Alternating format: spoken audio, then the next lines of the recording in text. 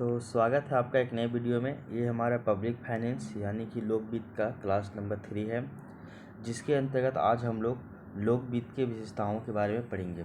ठीक है, जैसा कि आपको पिछले क्लास में बताया गया था कि ये जो आपका लोकवित्त वाला टॉपिक है, इसको हम लोग 3 पार्ट में डिवाइड करके पढ़ते हैं। पहला पार्ट है आपका लोकवित्त, जिसके अंतर्गत लोकवित्त का विकास, लोकवित्त का महत्व, लोकवित्त का विशेषताएं, लोकवित्त का प्रभाव या फिर क्षेत्र के बारे में हम लोग जानते हैं। दूसरे अगर पार्ट की बात करें तो वह है आपका लोक राजस्व, जिसमें हम लोग लोक राजस्व के बारे में पढ़ते हैं। ठीक है, और तीसरा जो पार्ट है वो है आपका करारोपण और करारोपण के प्रकार। ये 3 पार्ट में इसको हम लोग डिवाइड करके पढ़ते हैं। लोकवित्त से ही आपका जो है वो पब्लिक मतलब ये फिस्कल पॉलिसी यानी कि राजकोषीय नीति भी इसी से संबंधित होता है।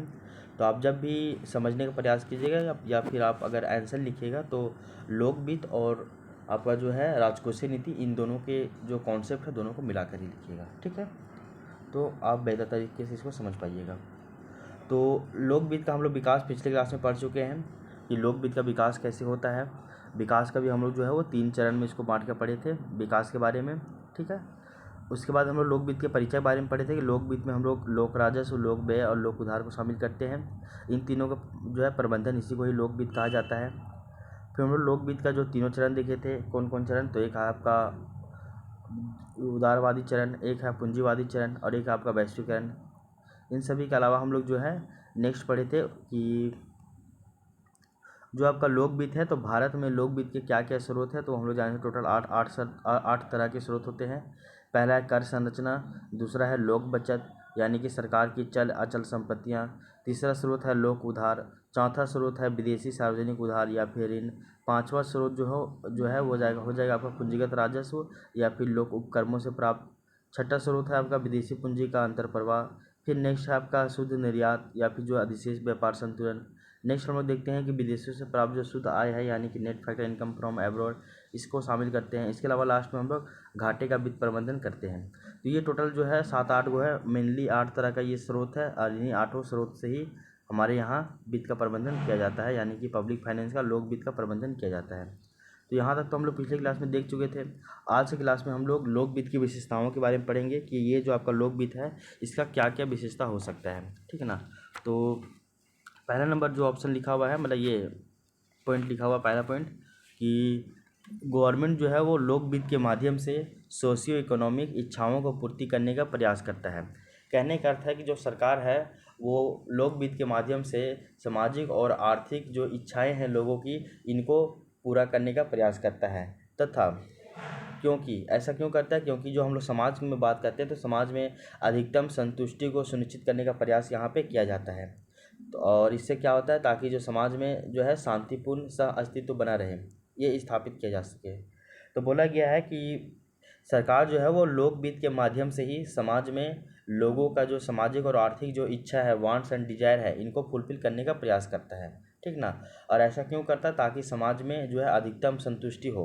और अगर समाज में अधिकतम संतुष्टि होगा तो विद्रोह यानी कि रिवोल्यूशन वाला कंडीशन नहीं आएगा और समाज जो है वो शांतिपूर्ण और आपस में सब जो है एक दूसरे का सह अस्तित्व के साथ वो लोग आगे बढ़ेंगे, है ना, और सह अस्तित्व जो है वो स्थापित हो सकेगा। तो सिंपल सी बात बोले हैं कि सरकार लोक वित्त के माध्यम से सामूहिक जो है वो सामाजिक और आपका आर्थिक इच्छाओं को पूर्ति करने का प्रयास करता है तथा समाज में अधिकतम संतुष्टि को सुनिश्चित करने का प्रयास करता है, ताकि समाज में शांतिपूर्ण सह अस्तित्व को स्थापित किया जा सके। पहला पॉइंट। ठीक है, अब देखिए दूसरा पॉइंट क्या है, दूसरा विशेषता देखिए। दूसरा विशेषता बताया जा रहा है कि पब्लिक फाइनेंस ऑलवेज बैलेंस होता है, किसका, तो टोटल इनकम का, टोटल एक्सपेंडिचर का। ठीक ना, अगर इसमें किसी भी तरह का मिसमैच होगा तो फिर आपको प्रॉब्लम झेलने को मिलेगा। क्या कहें कि लोक वित्त यानी कि जो पब्लिक फाइनेंस है ये हमेशा कैसी होती है, तो संतुलित होती है, यानी कि पूरी हमेशा ये बैलेंस होती है। अगर इसको हम लोग दूसरे शब्दों में कहा जाए तो लोक वित्त के अंतर्गत हम लोग कुल आय एवं कुल व्यय के जो है उसको बराबर होना बहुत ज़रूरी है। तो अगर हम लोग पब्लिक फाइनेंस की बात करें तो यहाँ पे जो है टोटल आपका इनकम जितना हो रहा है उतना आपका एक्सपेंडिचर भी होना चाहिए। मतलब कि आपके पास आय का स्रोत है 100 रुपया और जाने का स्रोत है 110 रुपया, तो फिर कहीं ना कहीं प्रॉब्लम तो आपको होगा ही ना। तो यही चीज़ बताया जा रहा है कि लोक वित्त जो है हमेशा कैसा होना चाहिए, तो संतुलित होनी चाहिए, यानी कि बैलेंस होनी चाहिए। और लोक वित्त के अंतर्गत हम लोग कुल आय और कुल व्यय के जो है उसको बराबर बहुत होना बहुत ज़रूरी है। तो अगर दोनों बराबर नहीं होगा तो प्रॉब्लम होगा। आगे देखिए, यदि सरकार का कुल आय सरकार या कुल व्यय को पूरा करने में असक्षम हो जाता है, यानी किसी भी कारणवश से अगर सरकार का आय जो है वो सरकार के व्यय को कंप्लीट नहीं कर पाता है, उसको पूरा करने में असक्षम होता है, तब ऐसी स्थिति में सरकार के द्वारा घरेलू या फिर विदेशी बाजारों से जो है वो ऋण लिया जाता है। तो आप देखिए, जो आपका लोक आय है वो आपका कम है, लोक व्यय आपका ज़्यादा है, ऐसे में सरकार घाटे में चला जाएगा। फिर जो घाटे में चला जाएगा, डेफिसिट में चला जाएगा, तो उसको पूरा करने के लिए सरकार को लोन लेना पड़ेगा। या तो वो लोन लेगा आपका घरेलू बाजार से, या फिर वो लोन लेगा आरबीआई के बिहाफ से, या फिर वो लोन लेगा विदेशी देशों से, या फिर विदेशी संस्थाओं से लोन लेगा। सिंपल सी बात है। तो ये बोला जा रहा है कि जब भी मिसमैच का कंडीशन होगा, तब ऐसी स्थिति में सरकार के द्वारा घरेलू या फिर विदेशी बाजारों से ऋण लिया जाता है, और साथ ही साथ ऋण जो है आप पर्याप्तता की स्थिति में घाटे का वित्त प्रबंधन किया जाता है, ताकि आय एवं व्यय को संतुलित किया जा सके। कहने का अर्थ क्या है वो देखिए, सरकार चाहेगा कि पहले वो घरेलू या फिर जो है विदेशी ऋण ले ले, और साथ ही साथ अगर देखिएगा कि अगर जो ये जो भैया ऋण का जो ये डिफिसिट हो गया है, घाटा हो गया है, दोनों बहुत ज़्यादा अंतर हो गया है, बहुत ज़्यादा अंतर हो गया कि अगर हम विदेशों से लोन भी ले लेते हैं या कुछ कर भी लेते हैं, तो भी आप इस जो है गैप को नहीं भर पाते हैं। तो ऐसे में सरकार क्या करेगा, लास्ट में फिर वो घाटे का वित्त प्रबंधन कर देगा, यानी कि नया नोट को छाप देगा। और ये नया नोट क्यों छापेगा, ताकि जो ये जो है आपका बराबर हो सके आपका जो डिफिसिट है सो। तो वही बोला जा रहा है यहाँ पे कि पब्लिक फाइनेंस जो है हमेशा कैसा होना चाहिए, बैलेंस होना चाहिए, जिसमें टोटल इनकम जो है वो टोटल एक्सपेंडिचर के बराबर होना चाहिए। अगर किसी कारणवश अगर जो है इनकम जो है हमारा आय जो है कुल आय वो सरकार या कुल व्यय को पूरा करने में असक्षम हो जाता है, तब ऐसी ऐसी स्थिति में गवर्नमेंट क्या करती है, लोन लेती है। या तो वो लोन आरबीआई से ले, या तो लोन वो घरेलू बाजार से ले, या फिर वो विदेशी बाजार से लोन ले, ये सब कर सकती है। इसके अलावा अगर घाटे का मतलब ये क्या बोलते हैं इसको, डिफिसिट जो है इसको अगर फुलफिल नहीं कर पाई, तो लास्ट ऑप्शन है कि वो घाटे का वित्त प्रबंधन कर दे, जिसको हम लोग बोलते हैं नया नोटों को जारी कर देना, मॉनेटरी पॉलिसी, है ना, मौद्रिकरण कर देगा। समझ में आया? ये दूसरा विशेषता होगी। अब तीसरा विशेषता देखिए, तीसरा विशेषता क्या, इसमें बोला गया है कि पब्लिक फाइनेंस के अंतर्गत लोक व्यय निर्धारित दिन आय के स्रोतों का निर्धारण, वित्तीय संसाधनों का प्रबंधन लोक व्यय के अनुसार होता है। कहने का अर्थ क्या है, आप इसको समझिए। लोक वित्त जो है यानी कि पब्लिक फाइनेंस, तो लोक वित्त में लोक व्यय का जो समायोजन होता है, तो लोक वित्त में लोक व्यय का समायोजन लोक आय के अनुसार किया जाना चाहिए। कहने का अर्थ है कि आप कितना खर्चा कीजिएगा ये डिपेंड करता है कि आपके पास पैसा कितना है।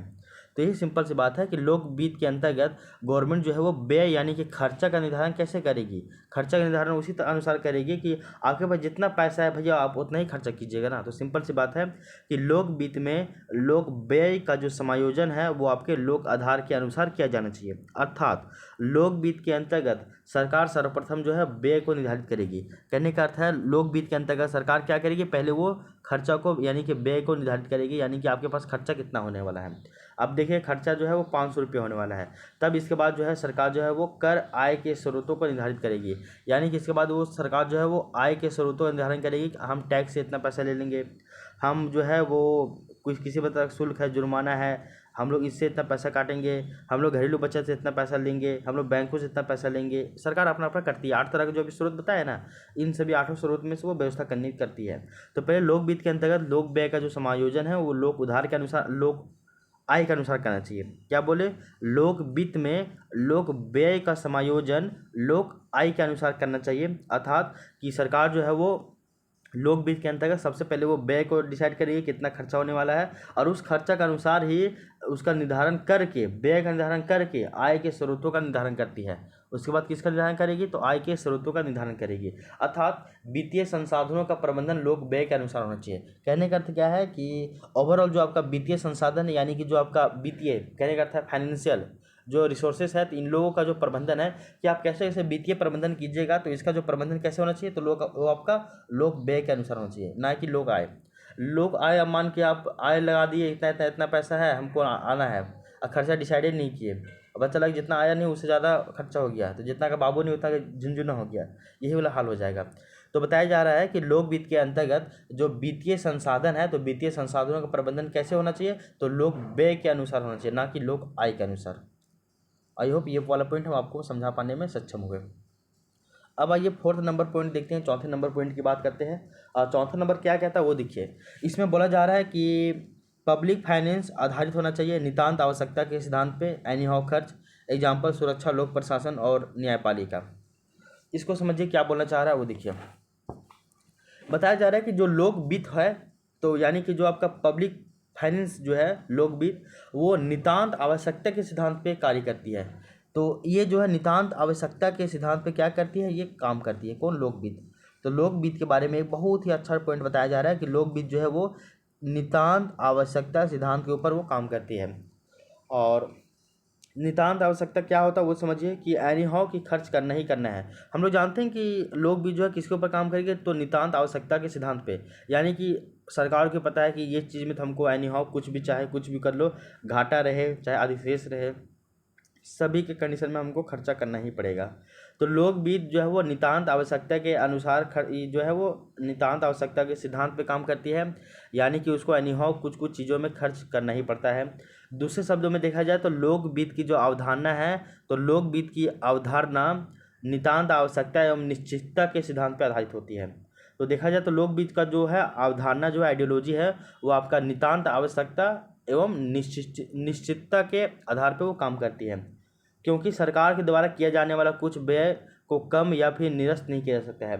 हम लोग जानते हैं कि कुछ कुछ हम लोग जैसे कि विलासिता वस्तुओं पे जो व्यय है उसको कम कर देगा, विकासात्मक जो मतलब गैर विकासात्मक काम है उसको कम कर देगा, लेकिन जो आपका विकासात्मक काम है भैया, जो जो एनीहाउ करना ही पड़ेगा आपको, वो तो अब उसको पीछे नहीं हो सकते हैं। तो लोक वित्त जो है वो आपका नितांत आवश्यकता के सिद्धांत पे काम करती है। और दूसरे शब्दों में देखा जाए तो लोक वित्त की जो अवधारणा है वो आपका नितांत आवश्यकता एवं निश्चितता के सिद्धांत पर आधारित होती है। क्योंकि सरकार के द्वारा किया जाने वाला कुछ व्यय, तो सरकार के द्वारा किया जाने वाला कुछ व्यय को कम या फिर निरस्त नहीं किया जा सकता है। अर्थात जो है कुछ लोक व्यय नितांत रूप से आवश्यक होते ही हैं। तो कुछ कुछ लोक व्यय जो है नितांत रूप से यानी कि एनीहाउ वो जरूरी है ही। तो वो सब नितांत आवश्यकता के सिद्धांत पे भी काम करता है। जैसे अगर हम लोग एग्जाम्पल देखें तो आंतरिक सुरक्षा, जैसे हम लोग देखें तो बाहरी सुरक्षा, तो आंतरिक एवं जो बाहरी सुरक्षा पे होने वाला जो व्यय है ये आपका नितांत आवश्यकता के सिद्धांत पे काम करता है। आप इसको चाहकर भी कम नहीं कर सकते, आप इसको चाहकर भी निरस्त नहीं कर सकते हैं। तो यही बात बोला गया है कि जो पब्लिक फाइनेंस है वो आपका नितांत आवश्यकता के सिद्धांत पे काम करता है। और हम लोग जानते हैं क्योंकि जो सरकार है वो सरकार के द्वारा किया जाने वाला जो कुछ कुछ जो व्यय है, उसको कुछ व्यय को तो आप कम भी नहीं कर सकते, ना ही उसको निरस्त कर सकते हैं। अर्थात जो है लोक व्यय जो है वो आपका नितांत रूप से आवश्यक होते ही होते हैं। कुछ कुछ जो लोक व्यय है वो नितांत रूप से एनीहाउ आवश्यक ही है, तो कुछ कुछ लोक व्यय करना ही पड़ेगा। जैसे कि आंतरिक सुरक्षा, बाहरी सुरक्षा। आंतरिक सुरक्षा में हम लोग देखते हैं जैसे कि पुलिस हो गया, आईबी हो गया, आईबी मतलब इंटेलिजेंस ब्यूरो, ईडी हो गया, ईडी मतलब इन्फोर्समेंट डिपार्टमेंट, ये आपका ईडी जो है मनी लॉन्ड्रिंग से संबंधित है। सीबीआई हो गया आपका सेंट्रल ब्यूरो इन्वेस्टिगेशन, तो ये सब आंतरिक में आ जाएंगे। बाहरी सुरक्षा में अगर देखेंगे तो आपका रॉ हो जाएगा, रिसर्च एंड एनालिसिस विंग। इसके अलावा आप सेना के ऊपर खर्च कीजिएगा। तो आंतरिक सुरक्षा, बाहरी सुरक्षा, राजदूत के ऊपर खर्चा आपको करना ही पड़ेगा। तो आंतरिक सुरक्षा और बाहरी सुरक्षा दोनों के ऊपर ये डिपेंड करता है, ठीक ना। इसके अलावा देखिएगा लोक प्रशासन एवं न्यायपालिका पर होने वाला व्यय भी इसमें शामिल हो जाएगा। आंतरिक सुरक्षा के अंतर्गत हम लोग देखते हैं ना कि आपका जो लोक प्रशासन यानी कि पब्लिक एडमिनिस्ट्रेशन को चलाने के लिए जो आपको खर्चा करना पड़ता है वो तो आप कीजिएगा, उसमें कमी नहीं कर पाइएगा किसी भी तरह का। तो लोक प्रशासन और जो न्यायपालिका के ऊपर होने वाला जो व्यय है ये भी आपका नितांत आवश्यकता के सिद्धांत पर होता ही है। तो ये इसका विशेषता हो गया। चौथा विशेषता जो है वो है आपका कि जो पब्लिक फाइनेंस है यानी कि जो लोक वित्त है वो समान सीमांत उपयोगिता पर भी आधारित होती है। बिकॉज इससे समाज में संतुष्टि अधिकतम यानी कि इक्वल मार्जिनल इक्वलिटी काम करे गवर्नमेंट ऐसा जिससे लाभ हो सबको। कहने का अर्थ क्या है, लोक वित्त जो है वो आपका समान सीमांत उपयोगिता यानी कि इक्वल मार्जिनल इक्वालिटी, इसके ऊपर भी ये काम करती है। तो लोक वित्त की एक और महत्वपूर्ण विशेषता है वो है आपका समान सीमांत उपयोगिता यानी कि इक्वल मार्जिनल इक्वालिटी। अर्थात सरकार के द्वारा विभिन्न क्षेत्रों में किया जाने वाला जो लोक व्यय की जो है सीमांत उपयोगिता सभी लोगों के लिए बराबर होती है। तो अगर देखिए सरकार के द्वारा जो लोक व्यय किया जा रहा है, तो लोक व्यय जो सरकार के द्वारा जो खर्चा किया जा रहा है, तो लोक व्यय की जो सीमांत उपयोगिता है यानी कि सभी का जो उपयोगिता, सीमांत उपयोगिता बोलते हैं मतलब कि मार्जिनल इक्वालिटी, तो वो कैसा होगा, तो वो आपका समान होता है। तो बोला जा रहा है कि लोक व्यय में तो मतलब कि सरकार मतलब कि देखो सरकार के द्वारा जो अलग अलग क्षेत्रों में विभिन्न क्षेत्रों में जो लोक व्यय किया जा रहा है, खर्चा किया जा रहा है, वो जो है सीमांत उपयोगिता जो है उसकी सभी लोगों के लिए बराबर होती है। जब लोक व्यय की सीमांत उपयोगिता बराबर होती है तो इससे समाज में अधिकतम लाभ जो है सुनिश्चित होता है। देखो, जब हम लोग बात करते हैं कि जब सरकार ऐसा काम करे कि जो आपका समान सीमांत उपयोगिता पे आधारित हो, तो ऐसे में समाज में रहने वाले सभी लोगों को उसका लाभ होता है। एग्जाम्पल के लिए समझिए आप, जैसे गांव में डैम बना दिया सरकार, देन उस डैम का सभी यूज कर रहे हैं। गांव में एक तालाब बना दिया, गांव में कुछ और भी बना दिया, फैक्ट्री बना दिया, तो उस चीज़ का जो है यूज सभी पूरे गांव वाले करेंगे ना। तो ये किस कैसा कैसा सिद्धांत है, तो ये आपका समान सीमांत उपयोगिता के सिद्धांत पे काम कर रहा है। समान सीमांत उपयोगिता के सिद्धांत पे ये काम करता है, और ये काम करना चाहिए ताकि समाज में संतुष्टि जो है वो अधिकतम हो सके। तो समान सीमांत उपयोगिता यानी कि इक्वल मार्जिनल इक्वालिटी के ऊपर ये काम करता है। यहाँ तक कोई भी दिक्कत नहीं होना चाहिए। आगे देखिए, नेक्स्ट हम लोग देखते हैं 5वें नंबर इसका विशेषता के ऊपर, और वो है आपका कि पब्लिक फाइनेंस समान सीमांत उपयोगिता क्या आधारित होना चाहिए। तो अभी हम लोग देखें ना भाई, अब लोग नेक्स्ट देखते हैं। वो जो है ऐसा बोला गया है कि संतुलित बजट होना चाहिए। बोला गया है कि देखिए, संतुलित बजट होना चाहिए बिकॉज डेवलपिंग कंट्री में घाटे का बजट और डेवलप कंट्री में अधिशेष बजट होता है। पॉपुलेशन भी इंक्रीज, डिमांड ज़्यादा। एक चीज़ बताया जा रहा है। देखिए, हम लोग जानते हैं कि हमारे भारत का जनसंख्या हर साल बढ़ते चला जा रहा है। हम लोग देखें तो पिछले साल अगर हम लोग 2011 की सेंसस के अनुसार देखें तो हम लोग जानते हैं 121 करोड़ जनसंख्या था। अभी 2025 में तो आपका 140 करोड़ प्लस हो गया है। तो ये जनसंख्या बढ़ रहा है। अब हम लोग जो है जनसंख्या की दृष्टि से देखा जाए तो पूरे विश्व में सबसे बड़ा हम लोग का देश आता है। तो ऐसे में आप लोग का जो बजट का लेवल भी बढ़ रहेगा ना। तो बताया जा रहा है कि जो संतुलित बजट जो है वो लोकवित्त की एक अन्य महत्वपूर्ण विशेषता है। तो संतुलित बजट होना चाहिए भैया। तो संतुलित बजट कहने का अर्थ है कि आपका जितना आय हो रहा है उतना ही आपका व्यय होना चाहिए। तो ये आपका संतुलित बजट होना चाहिए। पता चला कि आपका आय जितना हो रहा है उससे ज़्यादा तो आपका व्यय हो जा रहा है, तो ये संतुलित बजट नहीं होगा ना। तो आपको मैं ऐसे में तो फिर आप घाटे में चले जाइएगा, डेफिसिट में चले जाइएगा। तो ये बोला जा रहा है कि संतुलित बजट जो है वो लोकवित्त की एक अन्य महत्वपूर्ण विशेषता है। क्योंकि हम लोग जानते हैं कि जो आपका अल्प विकसित देश है, यानी कि अल्प विकसित या फिर जो विकासशील देश है, यहाँ पे हमेशा घाटे का बजट जो है वो पेश किया जाता है। जबकि अगर हम लोग डेवलप कंट्री की बात करें, विकसित देशों की बात करें, तो वहाँ पे जो है अधिशेष बजट जो है हमेशा पेश किया जाता है। हम लोग ये भी जानते हैं कि एक साल में जो है हम लोग का जनसंख्या यानी कि भारत का जो जनसंख्या है वो 2 करोड़ बढ़ रहा है। तो 10 साल में 20 करोड़ बढ़ जाएगा। तो ही ना बोलते हैं कि 2011 में था आपका 121 करोड़, 2025 में हो गया 140 करोड़, मतलब कि 20 करोड़ बढ़ गया ना भैया, 20-22 करोड़। तो इतना तब बढ़ रहा है कि नहीं बढ़ रहा है। तो ही देखिए, एक साल में जो है भारत की जनसंख्या 2 करोड़ बढ़ रहा है, तो 10 साल में 20 करोड़ जनसंख्या बढ़ जाएगा। समझ जाइए ना बात को। तो ये हो जाएगा। तो संतुलित बजट होना चाहिए, और ये भी आपका लोकवित्त का एक महत्वपूर्ण विशेषता हो जाएगा। इसके अलावा नेक्स्ट देखिए 8वां नंबर पॉइंट, वो है आपका कि पब्लिक फाइनेंस इसका पर्पस होना चाहिए मैक्सिमम वेलफेयर के ऊपर, ना कि प्रॉफिट के ऊपर। और कुछ अर्थशास्त्री अनुसार देखेंगे तो कुछ अर्थशास्त्रियों के अनुसार मानव कल्याण हेतु लोकवित्त जो है बहुत ही आवश्यक है। तो क्या बोला गया, देखिए, लोकवित्त का एक और भी अन्य मुख्य उद्देश्य जो होता है, तो लोकवित्त का मेन पर्पस क्या होना चाहिए, लोक कल्याण होना चाहिए, यानी कि पब्लिक वेलफेयर, ना कि अधिकतम लाभ कमाना। तो लोकवित्त का मुख्य उद्देश्य जो है वो लोक कल्याण होना चाहिए, ना कि अधिकतम लाभ कमाना। और इस कारण जो है लोकवित्त को लोक कल्याणकारी राज्य का प्रमुख विशेषता माना जाता है। भारत जो है वो एक आपका लोक कल्याणकारी राज्य है। भारत लोकतंत्र तो है ही, लेकिन आपका एक लोक कल्याणकारी राज्य है। और लोक कल्याणकारी राज्य में जो है लोकवित्त एक प्रमुख विशेषता माना जाता है। कुछ अर्थशास्त्रियों के अनुसार अगर देखें तो मानव के कल्याण के लिए आप जो है लोकवित्त का जो है अति आवश्यक हो जाता है। लोकवित्त का जो है महत्व है जो है वो आपका बढ़ जाता है। तो कुछ अर्थशास्त्रियों के अनुसार जो लोकवित्त है, तो लोकवित्त है, ये लोकवित्त जो है मानव कल्याण को बढ़ाता है। तो मानव कल्याण के लिए लोकवित्त का जो है महत्व बहुत ज़्यादा बढ़ जाता है। पॉइंट नंबर देखिए 9 नंबर पॉइंट, इसमें बोला गया है कि लोकवित्त के अंतर्गत प्राप्त होने वाले वित्तीय स्रोतों की संख्या बाजार की अपेक्षा जो है वो अधिक होती है, यानी कि इंटरेस्ट ऑफ प्रॉफिट 2 सोर्स ही है। क्या बोला जा रहा है, देखिए, लोकवित्त के अंतर्गत हम लोग बात करें तो प्राप्त होने वाला जो वित्तीय स्रोत जो है, वित्तीय स्रोत जो हम लोग बताएं कि लोकवित्त जो है वो 8 तरह के स्रोत से जो है वो फंड एकत्रित करता है, कलेक्ट करता है। तो लोकवित्त के अंतर्गत प्राप्त होने वाले वित्तीय स्रोतों की जो संख्या है बाजार की अपेक्षा अधिक होती है। तो बाज़ार के लेवल में ये ज़्यादा होता है। कैसे होता है देखिए, बाज़ार में आप बात करते हैं तो वहाँ पे आपका इंटरेस्ट होता है, प्रॉफिट होता है, यानी कि 2 ही सोर्स है। लेकिन लोक वित्त में इंटरेस्ट है, प्रॉफिट है और आपका टैक्स भी है, यानी कि यहाँ पे 3 गो सोर्स आ जाता है। तो बोला जा रहा है कि लोक वित्त के अंतर्गत जो प्राप्त होने वाला जो वित्तीय स्रोत है उसकी संख्या ज़्यादा है, जबकि बाजार को जो प्राप्त होने वाला वित्तीय स्रोत है उसकी संख्या कम है। बाजार को केवल इंटरेस्ट और प्रॉफिट यानी कि 2 ही स्रोत से जो है वो क्या हो रहा है, वित्तीय मतलब यानी कि वित्त का प्रबंधन हो रहा है।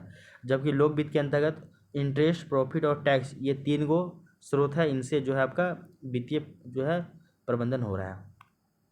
तो लोक वित्त के अंतर्गत जो प्राप्त होने वाला जो वित्तीय स्रोत है वो आपका बाजार की अपेक्षा ज़्यादा होता है। इस वाले पॉइंट को भी याद रखिएगा, ठीक है। इसके अलावा देखिए 10 नंबर पॉइंट, इसमें बोला जा रहा है कि पब्लिक फाइनेंस यानी कि लोक वित्त का नेचर कैसा होना चाहिए, तो व्यापक प्लस एंड जो दीर्घकालिक होना चाहिए, प्लस इसमें सततता का भी सिद्धांत होना चाहिए।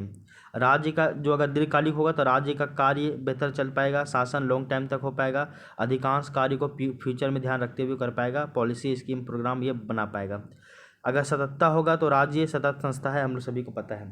कहने का अर्थ क्या है देखिए, इसको हम जो बता रहे हैं उससे समझिए, आप सुनिए मेरा बात को केवल ध्यान से। बोला जा रहा है कि लोक वित्त की जो प्रकृति है भैया वो व्यापक और दीर्घकालिक होती है। तो लोक वित्त का जो नेचर है कैसा होता है, तो व्यापक होता है और आपका दीर्घकालिक होता है। तो लोक वित्त की प्रकृति व्यापक और दीर्घकालिक होती है तथा सततता के सिद्धांत पे कार्य करती है। तो लोक वित्त का जो प्रकृति है वो आपका व्यापक है, बहुत ब्रॉड सेंस में है। ये आपका दीर्घकालिक होता है यानी कि लंबे समय के लिए होता है, और ये आपका सततता के सिद्धांत पे काम करती है, यानी कि जो है सस्टेनेबल के जो है कॉन्सेप्ट पे ये काम करती है। क्योंकि हम सभी को पता है कि राज्य एक सतत संस्था माना जाता है। जानते हैं राज्य जो है सतत है कि असतत है, तो राज्य एक सतत संस्था है। तो क्योंकि राज्य को एक सतत संस्था माना जाता है, वहीं राज्यों के द्वारा किए जाने वाले जो कार्य है यानी कि शासन एक दीर्घकालिक सतत प्रक्रिया होती है। तो राज्य एक सतत जो है संस्था है, और राज्य के द्वारा जो किया जाने वाला जो काम है यानी कि जो शासन है वो एक दीर्घकालिक सतत प्रक्रिया होती है। और इसके अलावा जो है राज्य के द्वारा किया जाने वाला जो अधिकांश कार्य जो है वो भविष्य को ध्यान में रखकर ही किया जाता है। तो हम लोग जानते हैं कि राज्य जो है एक सतत संस्था है, तो अगर राज्य के द्वारा जो किया जाने वाला जो काम होता है वो उसके जो नेचर होता है वो कैसा होता है, दीर्घकालिक होता है, लंबे समय के लिए होता है, और इसमें भविष्य को ध्यान रखकर ही काम किया जाता है। अगर आप कोई पॉलिसी बनाते हैं, कोई आप अपना स्कीम बनाते हैं, कोई प्रोग्राम बनाते हैं, तो उसमें तो आप फ्यूचर में उसको ध्यान में रखकर बनाते हैं ना भैया कि इसका फ़ायदा फ्यूचर में आगे क्या होगा, आज से 6 महीना बाद क्या होगा, ये भी आपका फ्यूचर ही होगा ना भाई। तो सिंपल सी बात है। तो राज्य तो आपका सतत संस्था है। लोक वित्त जो है इसका जो प्रकृति है वो आपका व्यापक है, ये इसका प्रकृति दीर्घकालिक है, तथा इसका जो प्रकृति है वो सततता के सिद्धांत पे काम करती है। राज्य जो है वो एक आपका सतत संस्था है, और राज्य के द्वारा जो किया गया काम है जैसे कि शासन, ये भी आपका दीर्घकालिक ही होता है यानी कि लॉन्ग टाइम के लिए होता है। और राज्य के द्वारा जो अधिकांश काम जो है वो फ्यूचर को ध्यान में रखकर ही किया जाता है, इसी के अंतर्गत पॉलिसी, स्कीम और प्रोग्राम को चलाया जाता है। इसके बाद हम लोग देखते हैं कि जो नेक्स्ट हम लोग देखते हैं कि राज्य के द्वारा नीति आपका हो गया, नीति हो गया, कार्यक्रम हो गया, इन सभी का निर्माण जो है भविष्य में उत्पन्न होने वाली चुनौतियों को ध्यान में रखकर ही किया जाता है। इसलिए लोक वित्त की अवधारणा सततता के सिद्धांत पर आधारित होती है। द प्रिंसिपल ऑफ सस्टेनेबिलिटी यानी कि लोक वित्त जो है वो आपका सततता के सिद्धांत पर आधारित होती है। द पब्लिक फाइनेंस जो है पब्लिक फाइनेंस जो है वो द प्रिंसिपल ऑफ सस्टेनेबिलिटी यानी कि सततता के सिद्धांत पर आधारित होती है। तो हम लोग कोई भी कानून बनाते हैं, कोई भी नीति बनाते हैं, कोई भी प्रोग्राम आदि जो बनाते हैं, कार्यक्रम, वो सभी भविष्य में होने वाली जो उत्पन्न होने वाली जो चुनौतियां हैं इन सभी को ध्यान में रखकर ही बनाते हैं। तो यहाँ तक तो हम लोग ये 10 गो पॉइंट समझ लिए हैं लोक वित्त का। अगर इतना भी पॉइंट आपको याद रह जाएगा ना, बहुत फायदा हो जाएगा। ये 10 गो पॉइंट पढ़ लिए। अब इसके बाद हम लोग 1-2 गो पॉइंट और भी हैं वो देख लीजिए। एग्जाम हॉल में जितना याद हो पाएगा उतना ही कीजिएगा। 10 गो में 5 गो भी याद रहे ना, बहुत काफ़ी है। आगे नेक्स्ट देखिए कि पब्लिक फाइनेंस में राजस्व की उगाही यानी कि टैक्स का जो उगाही है वो बलपूर्वक देन कोई मना नहीं कर सकता है, वरना जेल इसमें भेजा जाता है, यानी कि दंड का सिद्धांत है। हम लोग जानते हैं कि लोक वित्त जो है, पब्लिक फाइनेंस जो है, इसके अंतर्गत जो राजस्व की उगाही होती है यानी कि जो टैक्स लिया जाता है वो आपका बलपूर्वक लिया जाता है यानी फोर्सफुली लिया जाता है। देन अर्थात ऐसे में किसी व्यक्ति के द्वारा जो है, अगर कोई व्यक्ति जो है किसी व्यक्ति के द्वारा शुल्क, दंड की जो राशि इत्यादि भुगतान अगर नहीं किया जाता है या फिर वो भुगतान करने से मना कर देगा तो उसको फिर क्या मिलेगा, तो उसको दंड मिलेगा। यानी कि यहाँ पे जो है वो आपका दंड का भी सिद्धांत देखने को मिलता है। हम लोग देखते हैं शक्ति दो तरह से है, एक आपका पुरस्कार का सिद्धांत और एक आपका दंड का सिद्धांत। पुरस्कार का सिद्धांत, अगर आप अच्छा काम किए तो सरकार आपको पुरस्कृत भी करेगी, और अगर आप कुछ गलत काम करते हैं तो आपको सरकार जो है आपको दंड का भी सिद्धांत यहाँ पे दंड भी देती है।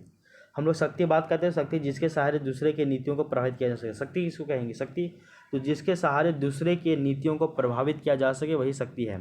और शक्ति दो तरह से सरकार के पास है, एक है पुरस्कार का सिद्धांत, एक है दंड का सिद्धांत। तो आपको सरकार प्राइज भी देगी, आपको सरकार दंड भी देगी, तो यही आपको समझ में आना चाहिए। ठीक है, आगे देखिए, इसमें 12 नंबर जो पॉइंट है वो देखिए कि पब्लिक फाइनेंस का फीचर्स लोक प्रचार, जागरूकता, पारदर्शिता, देन प्रतिवर्ष नियोजन दस्तावेज या फिर इकोनॉमिक सर्वे, ये आम जनता तक पब्लिश किया जाता है। क्या बोले हैं वो देखिए, लोक भी जो है मतलब कि ये देखिए लोक प्रचार, जागरूकता, पारदर्शिता, ये सभी जो है लोक वित्त की प्रमुख विशेषता है। तो पब्लिक फाइनेंस का एक विशेषता भी है कि वो आपका लोक प्रचार, जागरूकता और पारदर्शिता इन सभी को बढ़ाता है। और इसी के कारण ही तो सरकार के द्वारा प्रति साल, हर एक साल नियोजन दस्तावेज यानी कि वार्षिक वित्तीय वितरण जो है इकोनॉमिक सर्वे, जिसको बोलते हैं, क्या बोले हम, प्रतिवर्ष जो सरकार क्या करता है, प्रतिवर्ष सरकार जो है वो प्रतिवर्ष नियोजन दस्तावेज यानी कि इकोनॉमिक सर्वे वो पब्लिश करता है, ताकि आम जनता उसको पढ़ सके। और ये पढ़ता क्यों है? ताकि बताया जाता है पब्लिक फाइनेंस यानी लोक वित्त का एक विशेषता भी है कि लोग इसको पढ़े तो लोक प्रचार हो, लोगों के बीच में प्रचार हो, जागरूकता आए, पारदर्शिता आए, तो इसलिए तो इकोनॉमिक सर्वे को पब्लिश किया जाता है। वरना पैसा सरकार के पास पैसा कितना आ रहा है, कितना खर्च कर रहा है सरकार, क्यों बताए आपको? तो ये इकोनॉमिक सर्वे भी जारी किया जाता है ताकि पारदर्शिता हो, जागरूकता हो, लोक प्रचार हो सके इन सभी के कारण। ठीक है, तो ये वाला भी पॉइंट आपको समझ में आना चाहिए यहाँ तक। इसके अलावा देखिए 13 नंबर पॉइंट देखिए, लास्ट देखते हैं हम लोग लोक वित्त का महत्व ये विशेषता में, वो है कि आपका पब्लिक फाइनेंस का जो साइज है, जो नेचर है, वो डायरेक्ट इफेक्ट करता है किसको, तो सोशियो इकोनॉमिक डेवलपमेंट के स्तर पे इसका पड़ता है। मतलब कि ये डायरेक्टली प्रोपोर्शनल हो जाता है आपका सामाजिक आर्थिक विकास पे। क्या बोले हैं? नहीं समझ में आया? नहीं समझ में आया तो कोई बात नहीं, अभी हम समझाते हैं। लोक वित्त का जो आकार एवं जो प्रकृति है, लोक वित्त कितना बड़ा है कितना बड़ा नहीं है। लोक वित्त बड़ा कहने का सेंस आपके पास सरकार का आय का स्रोत बहुत ज़्यादा है, आपका सरकार के पास व्यय का भी स्रोत बहुत ज़्यादा है, सरकार के पास उधार का भी स्रोत बहुत ज़्यादा है। लोक वित्त के अंदर तीनों को शामिल करते हैं ना। तो लोक वित्त का आकार एवं लोक वित्त का प्रकृति, प्रकृति कैसा है कि वो आपका कल्याणकारी प्रकृति है कि कल्याणकारी नहीं है, इस तरह का दिखने को। तो लोक वित्त का आकार, लोक वित्त का प्रकृति, ये आपका प्रत्यक्ष रूप से सामाजिक आर्थिक विकास के स्तर पे प्रभाव पड़ता है। अगर लोक वित्त का आकार ज़्यादा है, कहने का मतलब है लोग ऊपर बर्डन ज़्यादा बढ़ रहा है, टैक्स ज़्यादा लिया जा रहा है। लोक वित्त का आकार छोटा है, मतलब लोग ऊपर कम टैक्स लिया जा रहा है। लोक वित्त का प्रकृति उदारवादी है, मतलब कि या फिर लोक कल्याणकारी है, जिससे लोगों को फायदा पहुंचेगा। तो लोक वित्त का आकार, प्रकृति जो है वो प्रत्यक्ष रूप से सामाजिक आर्थिक विकास के ऊपर क्या करती है, ये प्रभाव डालती है, ये डायरेक्टली प्रोपोर्शनल होता है। अगर हम लोग दूसरी ओर देखा जाए तो किसी भी अर्थव्यवस्था में सामाजिक विकास की जो दर होती है वो लोक वित्त की प्रकृति एवं आकार पर निर्भर करती है। तो सामाजिक किसी भी अर्थव्यवस्था में वहाँ का सामाजिक और आर्थिक विकास कैसा होगा वो डिपेंड करता है कि वहाँ का जो है लोक वित्त का प्रकृति और वहाँ पे जो है लोक वित्त का आकार कैसा है। दूसरे शब्दों में देखा जाए तो लोक वित्त जो है एवं आर्थिक सामाजिक विकास के मध्य में कैसा संबंध पाया जाता है, तो परस्पर संबंध पाया जाता है, यानी कि डायरेक्टली प्रोपोर्शनल देखने को मिलता है। कैसा होता है, तो आपका डायरेक्टली प्रोपोर्शनल होता है। ठीक है, तो ये था हम लोगों का लोक वित्त के बारे में जो विशेषता था वो। तो लोक वित्त का विशेषता जो हम लोग 11-12 ठो पढ़े हैं, आई होप ये वाला पॉइंट आपको समझ में आया होगा और इसमें किसी भी तरह का दिक्कत नहीं होगा। लोक वित्त का हम लोग 13 को पॉइंट समझे हैं। 13 को पॉइंट में अगर आपको 5-6 भी याद रहे ना, 5 या 6 को भी याद रह जाए ना, बहुत है एग्जाम हॉल तक, क्योंकि आप इतना डिलीवर ही नहीं कर पाओगे एग्जाम में। ठीक है ना, तो पढ़िए उतना ही जितना आप डिलीवर कर पाओ। ठीक है ना, ज़्यादा पढ़ के भी कोई फायदा नहीं। तो लोक वित्त का महत्व हम लोग समझ गए हैं, तो ये महत्व बहुत ज़्यादा इंपॉर्टेंट है लोक वित्त के बारे में। ठीक है, यहाँ तक आपको पता होना चाहिए लोक वित्त के महत्व के बारे में। अब हम लोग इसके बाद देखते हैं लोक वित्त का महत्व। हम लोग लोक वित्त का महत्व देखेंगे। लोक वित्त का महत्व हम लोग देखिए, लोक वित्त का महत्व भी हम लोग 8-10 पॉइंट में देखते हैं लोक वित्त का महत्व। उसके बाद लोक वित्त का महत्व जो है 8-10 पॉइंट में देखने के बाद जो है हम लोग जाते हैं कि वर्तमान समय में लोक वित्त का और भी महत्व है बहुत ज़्यादा, उसके बारे में हम लोग देखते हैं। देखिए, तो अगर हम लोग लोक वित्त का महत्व देखें तो लोक वित्त का महत्व देखने के बाद हम लोग वर्तमान समय में लोक वित्त का महत्व देखते हैं, जो कि 4 चीज़ों में है। पहला है आपका आय एवं परिसंपत्तियों के पुनर्वितरण में लोक वित्त का महत्व। दूसरा है उत्पादन के साथ संसाधनों के वितरण में लोक वित्त का महत्व। तीसरा है आर्थिक स्थिरता को सुनिश्चित करने में लोक वित्त का महत्व। और चौथा है संसाधनों के वितरण में लोक वित्त का महत्व। तो ये वर्तमान समय में लोक वित्त का 4 महत्वपूर्ण जो है वो महत्व है, उसको भी हम लोग देखेंगे। इससे पहले जो है हम लोग जो है ये देखते हैं थोड़ा सा कि लोक वित्त का महत्व क्या है, वो देख लीजिए हल्का सा। उसके बाद हम लोग वर्तमान समय में 4 गो महत्वपूर्ण इसका महत्व है, उसको भी देखेंगे। तो सबसे पहले यहाँ बताया जा रहा है कि लोक वित्त का महत्व, ये हम लोग पढ़ेंगे अभी। इसमें बताया जा रहा है कि वैश्वीकरण युग में विकासशील अल्पविकसित देश में जो है उसका महत्व लगातार बढ़ रहा है। तो अगर हम लोग वैश्वीकरण की बात करें यानी कि वर्तमान समय में क्या हो रहा है, तो लोक वित्त का महत्व बढ़ रहा है, ठीक ना। हम लोग जानते हैं कि लोक वित्त का महत्व जो है आपका डेवलप कंट्री में थोड़ा सा कम हो रहा है, जो आपका डेवलपिंग और जो आपका अंडर डेवलप कंट्री वहाँ पे थोड़ा सा ये ज़्यादा हो रहा है वैश्वीकरण के युग में, ये हम लोग जानते हैं। तो यहाँ बताया जा रहा है कि वैश्वीकरण युग में जो है विकासशील और अल्प विकसित देश में जो है वहाँ पे लोक वित्त का महत्व लगातार बढ़ रहा है, जबकि विकसित देश में भी बढ़ रहा है लेकिन इसके कंपेरिजन में देखा तो थोड़ा सा कम बढ़ रहा है। तो यही बताया जा रहा है कि वर्तमान समय में लोक वित्त के महत्व में लगातार वृद्धि हो रही है, क्योंकि वैश्वीकरण युग में विकासशील और एवं जो है अल्प विकसित देशों में इनका जो महत्व अत्यधिक होता चला जा रहा है। जिनका मुख्य कारण क्या है, तो जिनका मुख्य काम क्या है, मतलब कि इनका महत्व बहुत ज़्यादा हो रहा है विकासशील और अल्प विकसित देशों में, तो इनका मुख्य काम क्या है लोक वित्त का, वो काम क्या है। तो पहला काम है आपका देखिएगा, मुख्य काम इसका प्रमुख कारण क्या है बढ़ने का। तो एक है आपका गरीबी उन्मूलन, पहला क्या है गरीबी उन्मूलन, गरीबी को दूर करना है। दूसरा है आपका गरीबी उन्मूलन के अलावा वो है आपका रोजगार का सृजन करना है, रोजगार नहीं है पब्लिक जो है आपका ये एम्प्लॉयमेंट जनरेट करना है। तीसरा जो है वो है आपका कि व्यापार चक्र के ऊपर नियंत्रण रखना है, व्यापार चक्र के ऊपर। चौथा है सामाजिक और आर्थिक असमानता का जो है निवारण करना है, यानी कि इसको दूर करना है। तो सामाजिक आर्थिक जो है इसको विकास करना है, तो इसमें जो भी प्रॉब्लम हो रहा है सामाजिक और आर्थिक में उसको असमानता को दूर करना है। तो यही बताया जा रहा है कि सामाजिक एवं आर्थिक विकास करना है, और इसके बीच में जो लोगों के बीच में जो सामाजिक आर्थिक जो असमानता है इसको भी क्या कर देना है, तो दूर करना है, जिससे क्या हो सके सामाजिक और आर्थिक विकास हो सके। इसके अलावा देखिएगा यहाँ पे लिखा हुआ सामाजिक और आर्थिक विकास, यही ठीक यहीं से जस्ट मिलता है।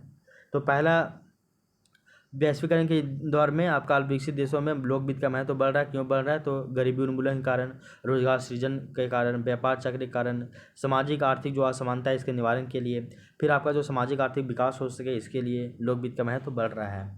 यहाँ तक हम लोग समझ गए हैं। आगे देखिए यहाँ पे लिखा हुआ है कि देन गवर्नमेंट जो है वो पॉलिसी प्लस प्रोग्राम के थ्रू, यानी कि अब सरकार क्या कर रही है, पॉलिसी बना रही है यानी कि नीति बना रही है, प्रोग्राम यानी कि कार्यक्रम, इन सभी के द्वारा आर्थिक क्रियाकलापों में पार्शियल रूप से हस्तक्षेप करती है। एंड जो है आपका प्रोडक्शन जो है मतलब कि और क्या करती है, तो विकसित, रुकिए थोड़ा सा इसको हम लोग बताते हैं ऐसा। हम लोग जानते हैं विकासशील देशों में इनका महत्व बढ़ रहा है, क्योंकि इसके थ्रू गरीबी उन्मूलन, इसके थ्रू रोजगार सृजन, इसके थ्रू सामाजिक आर्थिक असमानता का निवारण, इसके थ्रू व्यापार चक्र पर नियंत्रण, इसके थ्रू सामाजिक एवं आर्थिक जो है विकास, इन सभी को जो है किया जा सके। इसके कारण सरकार जो है विभिन्न नीतियों एवं कार्यक्रमों के माध्यम से आर्थिक क्रियाकलापों के ऊपर आंशिक रूप से जो है वो हस्तक्षेप कर रही है, यानी कि पार्शियल जो है वहाँ पे हस्तक्षेप कर रही है। इन नीतियों एवं कार्यक्रमों के क्रियान्वयन हेतु राज्यों और लोक वित्त की जो है आवश्यकता होती है। किसकी आवश्यकता होती है, तो राज्यों और जो है आपका लोक वित्त की, मतलब राज्यों और जो है वो आपका लोक वित्त की आवश्यकता होती है। दूसरे शब्दों में कहा जाए तो आर्थिक एवं सामाजिक क्रियाकलापों में, तो आर्थिक एवं जो सामाजिक क्रियाकलापों है, तो इन क्रियाकलापों में राज्य के बढ़ते हस्तक्षेप के कारण लोक वित्त के महत्व में वृद्धि हो रही है। किंतु कुछ अर्थशास्त्रियों का मानना है कि अल्प विकसित एवं विकासशील देशों में लोक वित्त के बढ़ते महत्व का मुख्य कारण जनसंख्या वृद्धि एवं उनके कारण उत्पन्न विभिन्न प्रकार के आर्थिक एवं सामाजिक समस्या, जैसे कि गरीबी, कुपोषण, बेरोजगारी, आर्थिक असमानता, ये सभी होती हैं। क्या क्या बोले हैं वो देखिए। अब हम बोले हैं कि विकासशील और अल्प विकसित देशों में जो है लोक वित्त का महत्व बढ़ रहा है। इसके बहुत सारे कारण हैं। पहला कारण गरीबी उन्मूलन, रोजगार सृजन, व्यापार चक्र, सामाजिक असमानता, सामाजिक और आर्थिक जो है असमानता का निवारण करने के लिए, फिर सामाजिक और आर्थिक जो विकास करने के लिए, इसके लिए गवर्नमेंट जो है वो पॉलिसी बना रहा है, इसके लिए गवर्नमेंट कार्यक्रम चला रहा है, प्रोग्राम चला रहा है, और इन सभी के माध्यम से जो है वो आर्थिक क्रियाकलापों में भी थोड़ा बहुत गवर्नमेंट जो है पार्टिसिपेट कर रही है। पहले हम लोग जानते थे कि गवर्नमेंट जो है वो पार्टिसिपेट नहीं करता था, उसका काम जो है केवल शासन को संभालना होता था। लेकिन बाद में जब देखा कि भैया हमारे यहाँ जो क्राइसिस होने लगे, हमारे यहाँ मंदी होने लगा, तो उसके बाद जो गवर्नमेंट जो है वो आपका उत्पादन और वितरण प्रक्रिया, हम लोग जैसे समझिए ना कि आर्थिक क्रियाकलापों में या फिर इकोनॉमिक एक्टिविटी में भाग लेने लगा, उत्पादन वितरण और उपभोग वाला प्रक्रिया में भाग लेने लगा राज्य। भाग क्यों लेना पड़ा, इसको पहले ये जब बोलते हैं ना द पॉलिसी ऑफ लेजिस्फेयर, यानी कि हस्तक्षेप की नीति अपनाता था, लेकिन बाद में ये सब हस्तक्षेप की नीति अपनाने लगा। तो क्रियाकलापों में पार्शियल रूप से क्या करने लगा, तो वो सब जो है वो पार्शियल रूप से क्या करने लगा, तो हस्तक्षेप करने लगा। क्या करने लगा, तो हस्तक्षेप करने लगा। आगे देखिए, एंड आपका जो है प्रोडक्शन, इन सभी के क्रियान्वयन हेतु लोक वित्त की आवश्यकता पड़ने लगती है।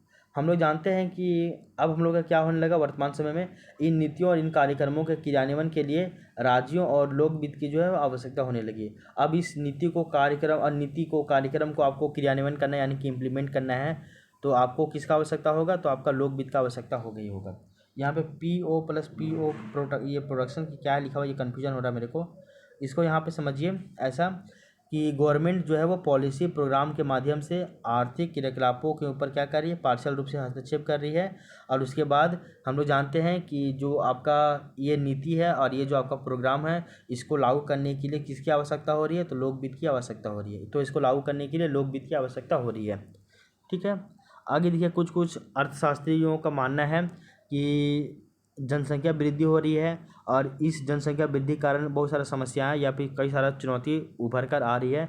वो कैसी चुनौती है, तो सामाजिक आर्थिक चुनौतियां उभर कर आ रही है, जैसे कि आपका पॉवर्टी, कुपोषण, बेरोजगारी, आर्थिक असमानता, ये सभी।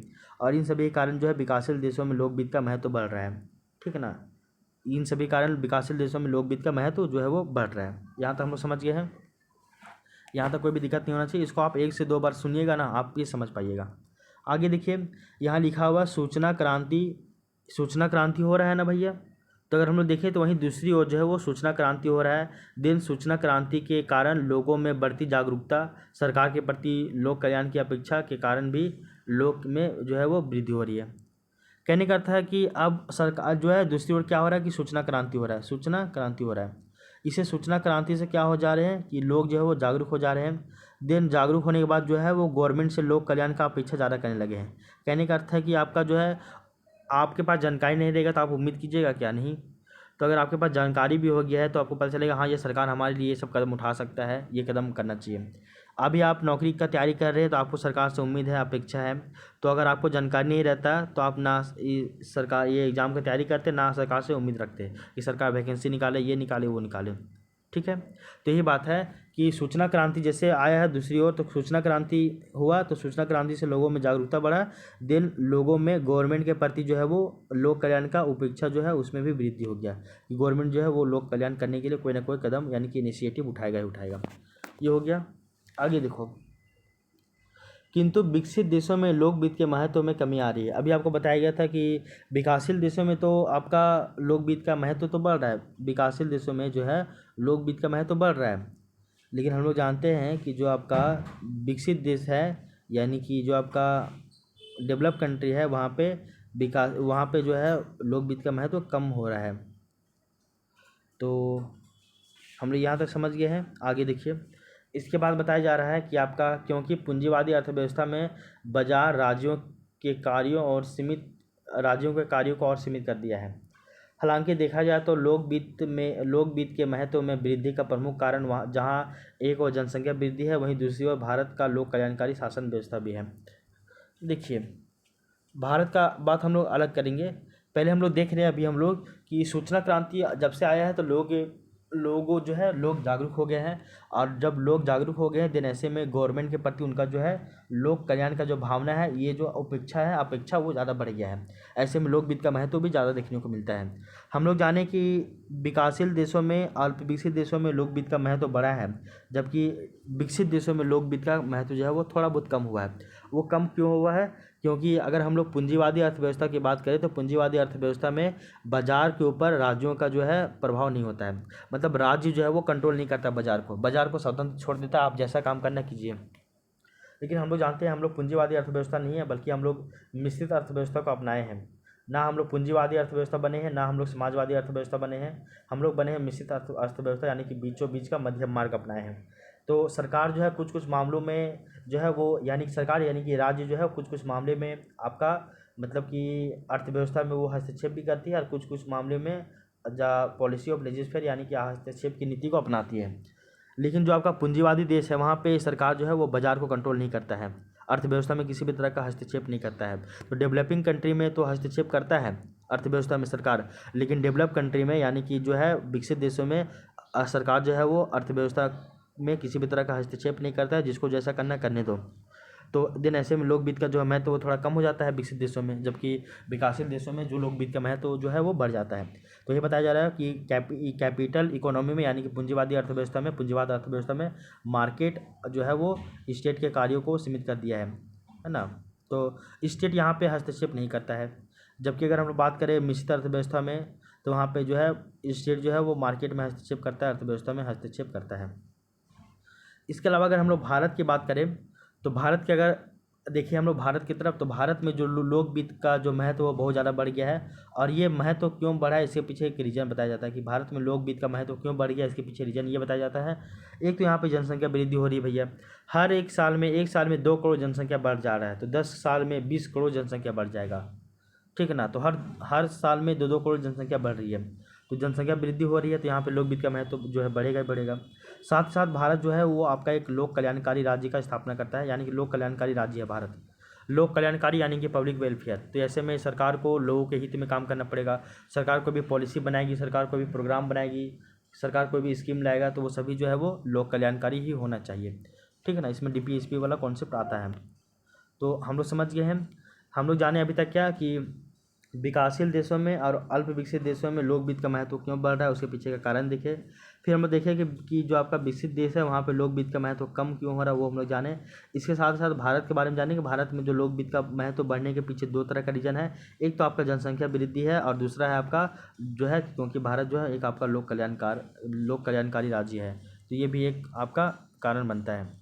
तो आई होप यहाँ तक आपको अब दिक्कत नहीं होगा। अब इसके बाद की जो घटना बताई जा रही है कि 18वीं और जो 19वीं शताब्दी में लोक वित्त का महत्व में अत्यधिक जो है वो कमी था, बट 19वीं शताब्दी के उत्तरार्ध में इसका जो महत्व बढ़ना स्टार्ट हो गया।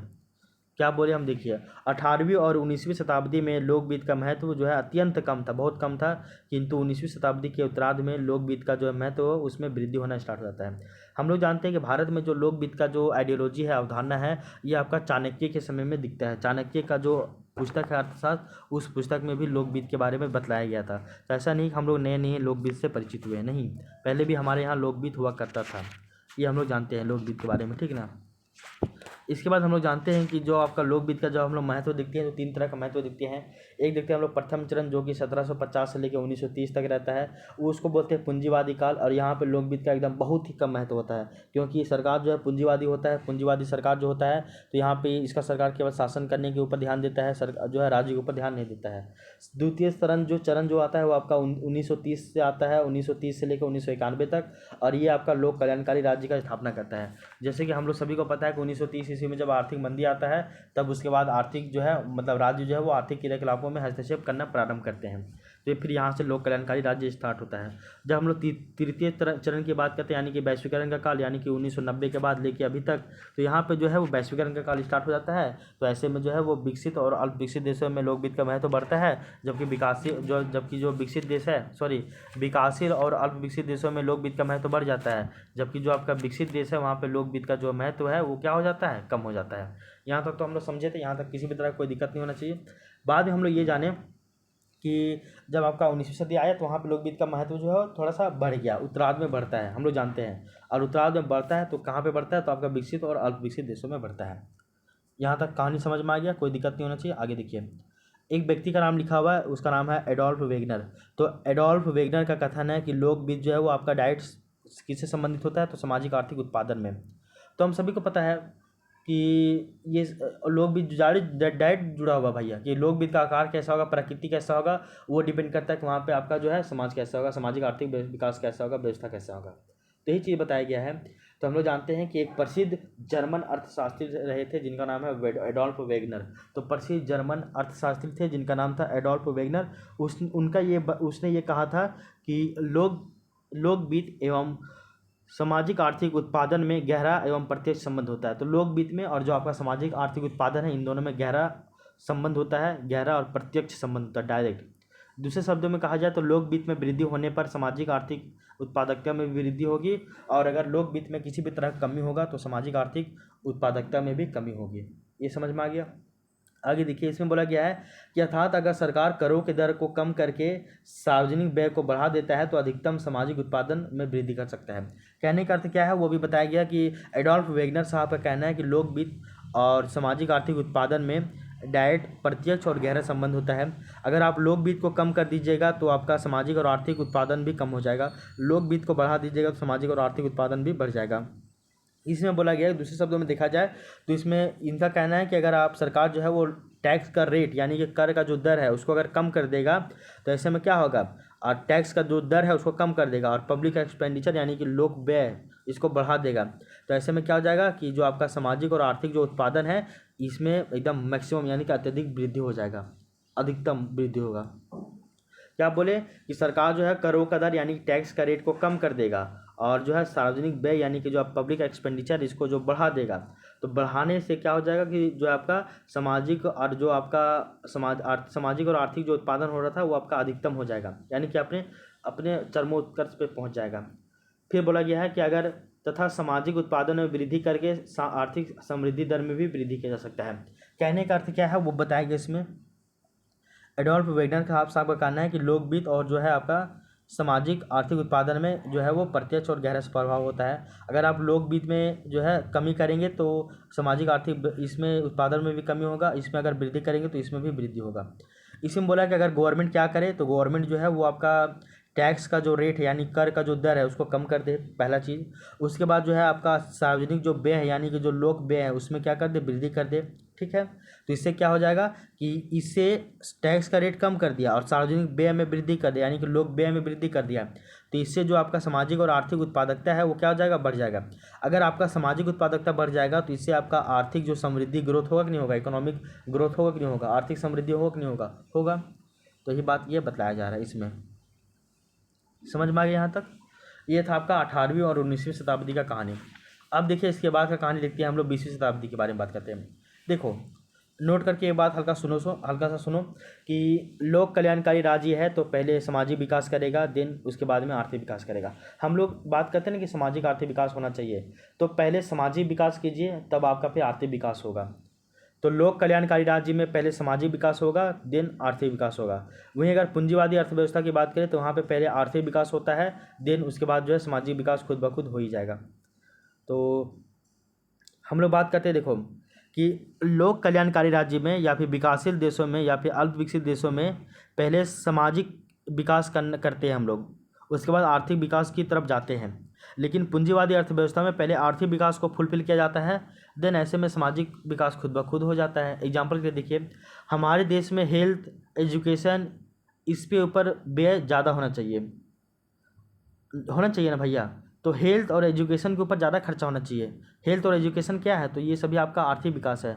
अगर ये सब बढ़िया होगा, आप लोगों के बीच में हेल्थ बढ़िया होगा, एजुकेशन बढ़िया होगा, यहाँ पे इंफ्रास्ट्रक्चर बढ़िया होगा, तो यहाँ पे इसका सामाजिक व्यवस्था खुद सामाजिक जो है विकास खुद ब खुद होने लगेगा फिर ना। तो यही चीज़ है। तो हमारे देश में हेल्थ और एजुकेशन के ऊपर ज़्यादा खर्चा होना चाहिए। हम लोग जानते हैं कि एजुकेशन जो है वो आपका स्टेट लिस्ट का पार्ट है, सेंट्रल लिस्ट का पार्ट नहीं है। तो राज्य अपने अपने सुविधा अनुसार, अपने अपने आवश्यकता अनुसार ही शिक्षा के ऊपर खर्च करते हैं। समझा बात को। तो लोक कल्याणकारी राज्य जो है वहाँ पे पहले सामाजिक विकास होता है, बाद में आर्थिक विकास होता है। जबकि पूंजीवादी अर्थव्यवस्था में पहले आर्थिक विकास हो जाता है, तो सामाजिक विकास तो खुद ब खुद ही हो जाता है अपने से ही। यहाँ तक समझ में आ गया। आगे देखो यहाँ पे बताया जा रहा है, किंतु 20वीं शताब्दी में विशेषकर महामंदी के टाइम में 1930 ईस्वी में एवं द्वितीय विश्व युद्ध यानी कि 1939 से 1945 के बीच में लोकवित्त के महत्व में अप्रत्याशित वृद्धि हुई थी, जिसे जो है दो ठो इसका कारण बताया जा रहा है फेमस। देखो 20वीं शताब्दी के उत्तरार्ध में हम लोग बात करते हैं खास करके 1930 में जब मंदी आया था उस समय, और 1940 में जब 1939 से 45 के बीच में जब सेकेंड वर्ल्ड वॉर हुआ था उस समय लोकवित्त का जो महत्व यहाँ पे अप्रत्याशित वृद्धि हुआ था, क्योंकि लोगों के पास तो खाने पीने के लिए एकदम पूरा लाला पड़ गया था भैया। आर्थिक मंदी के टाइम में भी दिक्कत हो गया था, क्राइसिस हो गया था, तो इससे लोकवित्त का महत्व बढ़ गया था, सरकार के ऊपर हम लोग डिपेंड हो गए थे, सरकार हमारे लिए कुछ काम करे। तो 20वीं शताब्दी में विशेषकर महामंदी 1930 के समय एवं द्वितीय विश्व युद्ध के बाद यानी कि लोकवित्त का जो है तो उसमें अप्रत्याशित वृद्धि होती है। अगर जिसके अगर कारण देखें तो दो ठो प्रमुख मेन कारण है। पहला कारण क्या है कि सेकेंड वर्ल्ड वॉर के दौरान सामाजिक और आर्थिक जो इंफ्रास्ट्रक्चर है इसका विकास तथा इन अवसंरचनाओं के पुनर्निर्माण में स्टेट की भूमिका। आप समझिए कि अगर आपके गांव में अगर कुआं नहीं है, तालाब नहीं है, नाला नहीं है या फिर कोई और भी व्यवस्था नहीं है तो आप इसके लिए प्रयास करोगे क्या? नहीं ना, आप सीधे सरकार के ऊपर डिपेंड हो जाते हो। बिजली का सुविधा नहीं है, रोड का सुविधा नहीं है तो आप खुद कभी भी हल्का सा प्रयास नहीं करोगे, चाहे जीवन भर ऐसे ही रह जाओ, लेकिन आप प्रयास नहीं करोगे, आप बोलोगे कि सरकार करे सरकार करे सरकार करे। समझ रहे ना? तो यही चीज़ है कि जब द्वितीय विश्व युद्ध हुआ था, सेकेंड वर्ल्ड वॉर हुआ था 1939 से 45 के बीच में, तो उसी के दौरान क्या हुआ था, आर्थिक एवं जो सामाजिक अवसंरचना है, तो आर्थिक और जो सामाजिक अवसंरचना है इसका विकास के लिए तथा इन अवसंरचनाओं के जो पहले संरचना जो बना हुआ था, एक तो नया बनाना भी है, उसके बाद जो पहले बना हुआ था जो कि आपका ख़राब हो गया उसका पुनर्निर्माण भी करवाना है। तो इसमें जो किसका भूमिका बढ़ गया था, तो ये राज्य की भूमिका बढ़ गई थी। कहने का अर्थ क्या है कि देखो, हम लोग जानते हैं कि कोई भी वर्ल्ड वॉर होता है, कोई भी विश्व युद्ध वगैरह होता है, ये सभी ना एक तरह से लड़ाई हुआ, दिन ये मार्केटिंग होता है एक तरह से बहुत ज़्यादा। तो मार्केट के लिए लड़ाई हुआ तथा बाद में विनिर्माण का कार्य गवर्नमेंट करेगा। तो अगर देखते हैं गवर्नमेंट, हम लोग जानते हैं कि मैन्युफैक्चरिंग यानी कि विनिर्माण का काम करता है। तो अगर कोई भी अगर कोई लड़ाई होता है तो ये सभी एक तरह से फ़ायदा होता है किसी ना किसी को नुकसान हो रहा था, किसी को फ़ायदा ही हो रहा है। वॉर देखो अपने आप में एक बहुत बड़ा बिजनेस है वॉर। एग्जाम्पल के देखो, यूक्रेन में पैसा इन्वेस्ट करने पर आपको बहुत देश जो है बहुत कंपनियां तैयार थी। यूक्रेन में बताया जा रहा है कि यूक्रेन में जो आपका यूक्रेन और रशिया के बीच में युद्ध चल रहा है, तो ऐसे में क्या हो गया ना कि यूक्रेन में बहुत सारा बिल्डिंग, बहुत सारा जो है प्रोडक्शन रुक गया था। तो ऐसे में बहुत सारा यूक्रेन में जो है पैसा इन्वेस्ट करने के लिए बहुत सारा देश और बहुत सारा कंपनियाँ वहाँ पर तैयार था, क्योंकि वॉर जो है वो अपने आप में बहुत बड़ा बिजनेस है। ठीक है ना? तो यही बताया जा रहा है कि द्वितीय विश्व युद्ध के दौरान आर्थिक एवं सामाजिक अवसंरचनाओं का विकास और इन अवसंरचनाओं के पुनर्निर्माण में राज्य की जो है भूमिका बढ़ गई थी। इस कारण से लोकवित्त का महत्व बहुत ज़्यादा इसमें बढ़ गया था। इसके अलावा एक पॉइंट और भी बताया जा रहा है कि कुछ विकासशील देशों में हेल्थ सुविधाओं में सुधार के कारण जनसंख्या विस्फोट की स्थिति में लोकवित्त का महत्व और भी बढ़ गया, जैसे कि चाइना और इंडिया। क्या बोला गया देखिए, पहले तो बताया गया कि सेकेंड वर्ल्ड वॉर जब हुआ था उसके बाद जो है सामाजिक आर्थिक संरचनाओं का निर्माण करना था और इसका जो पुनर्निर्माण भी करना था, जो कि इसके लिए राज्य ही जिम्मेदार था, इसलिए लोकवित्त का महत्व बढ़ गया। दूसरा बताएं हम कि वहीं कुछ जो विकासशील देश हैं वहाँ पे स्वास्थ्य सुविधाओं में सुधार हो गया। विकासशील देशों में स्वास्थ्य सुविधाओं में क्या हो गया, विकास हो गया। पहले हम लोग जब बात करते हैं इंडिया में हेल्थ का फैसिलिटी बहुत बढ़िया नहीं था, कोई बीमारी आता था लोग मारे जाते थे। अब हेल्थ फैसिलिटी पहले से बेहतर हो गया, बहुत बेहतर नहीं बोल रहे हम, थोड़े से बेहतर हो गया। ऐसे में क्या हो रहा है कि जनसंख्या विस्फोट बहुत ज़्यादा हो गया है। तो ये बताया जा रहा है कि वहीं कुछ विकासशील देशों में स्वास्थ्य सुविधाओं में सुधार के कारण उत्पन्न जनसंख्या विस्फोट की स्थिति ने लोकवित्त के महत्व को और भी बढ़ा दिया है, जैसे कि चाइना, जैसे कि भारत। ठीक है ना? समझा यहाँ तक? आगे देखिए, एक हल्का सा पॉइंट याद रखिएगा कि पॉपुलेशन बढ़ा यानी कि जनसंख्या बढ़ेगी, देन प्रोडक्शन अगर कांस्टेंट रहा तो प्रॉब्लम फिर आएगा। और अगर पॉपुलेशन भी बढ़ रहा है और आपका उत्पादन भी बढ़ रहा है तो कोई दिक्कत की बात नहीं है। पॉपुलेशन तो बढ़ रहा है लेकिन प्रोडक्शन जो है कांस्टेंट है यानी कि नियत ही है, तो ये तो प्रॉब्लम हो गई होगा। तो हम लोग स्टार्टिंग में हम लोग जानते हैं कि पॉपुलेशन बहुत ज़्यादा बढ़ रहा था लेकिन प्रोडक्शन यानी कि उत्पादन बहुत कम ही था, एक जगह मतलब कांस्टेंट था, निश्चित था। तो ऐसे में हम लोग जानते हैं ग्रीन रिवोल्यूशन आया था 1969-70 के बीच में, तो हरित क्रांति आया था उस समय। तो बाद में इसका जो है सॉइल के ऊपर बहुत ज़्यादा साइड इफेक्ट होने लगा, तो फिर हरित क्रांति को भी हम लोग हटा दिया। हरित क्रांति में जानते हैं ना HYV यानी कि हाई यील्ड वैरायटी, ये बीज का हम लोग प्रयोग करते थे। और ये बीज जो है वो आपका कुछ में तो उत्पादकता तो बढ़ा देता है लेकिन बाद में 2-3 साल के बाद जो है मिट्टी की जो है वो उर्वरक क्षमता, जो फर्टाइल लैंड वो नहीं रहने देता है, इसको एकदम पूरा बंजर बना देता है, एकदम पूरा बैड लैंड बना देता है, बहुत ख़राब कर देता है उसको। तो इसका जो है मिट्टी के ऊपर जो है यानी कि सॉइल के ऊपर बहुत इसका जो है साइड इफेक्ट हम लोग को देखने को मिलता है हरित क्रांति का भी। तो बाद में फिर हम लोग हरित क्रांति को हटाकर हम लोग फिर से हम लोग पारंपरिक कृषि की ओर जा रहे हैं। तो सोचिए दुनिया घूम फिर के वहीं जा रहा है। तो ये समझ में आया आपको? तो हम लोग जो देखें लोकवित्त के महत्व, हम लोग देखिए लोकवित्त का महत्व विकासशील देशों में क्यों बढ़ रहा है, विकसित देशों में कम क्यों हुआ वो हम लोग जाने। 18वीं और 19वीं शताब्दी के बीच में लोकगीत का महत्व क्या था। फिर 20वीं शताब्दी के बाद खास करके 1930 में मंदी के समय और 1940 में जो है आपका द्वितीय विश्व युद्ध के समय 39 से 45 के बीच में आपका जो है लोकगीत के महत्व में अप्रत्याशित वृद्धि हुई, जो आज तक अभी देखने को नहीं मिला था। तो ये सभी जो घटना क्यों हो रहा था, क्यों नहीं हो रहा था, इन सभी के बारे में हम लोग पढ़ चुके हैं और आपको समझ में भी आ गया था। ठीक है ना। तो आज की क्लास को हम लोग यहीं तक स्टॉप रखेंगे। आज हम लोग लोकगीत का महत्व पूरा कंप्लीट नहीं हुआ है। लोकगीत का महत्व हम लोग थोड़ा सा जाने हैं कि लोकगीत का महत्व क्या क्या है, वो सभी 2-4 को पॉइंट जाने हैं। इसके बाद हम लोग कल की क्लास में जो है कि जानेंगे कि वर्तमान समय में लोकगीत का जो महत्व है 4 गो महत्वपूर्ण चीज़ों पे है। तो वर्तमान समय में लोकगीत के 4 महत्व जो है वो बहुत ही ज़्यादा इंपॉर्टेंट है। कौन कौन? तो पहला है आपका आय एवं परिसंपत्तियों के पुनर्वितरण में, दूसरा है उत्पादन के साधनों के वितरण में, तीसरा है आर्थिक स्थिरता को सुनिश्चित करने में, और चौथा है संसाधनों के वितरण में। तो ये 4 गो पॉइंट आपको पता होना चाहिए और ये 4 गो पॉइंट के बारे में हम लोग मतलब नेक्स्ट क्लास में इसके बारे में पढ़ेंगे। तो इस क्लास को हम लोग यहीं पर रहने देते हैं। आज की क्लास में हम लोग लोकगीत का विशेषता पढ़े और लोकगीत का महत्व पढ़े। महत्व वाला टॉपिक पूरा कंप्लीट नहीं हुआ है, 4 ठो इसका और भी महत्व है जो कि इंपॉर्टेंट है, जो कि वर्तमान समय में चल रहा है, वो हम लोग देखेंगे नेक्स्ट क्लास में। ठीक है ना। तो इसको हम लोग यहीं तक रहने देते हैं। अब हम लोग मिलते हैं नेक्स्ट क्लास में। तब तक के लिए thank you, take care, bye bye.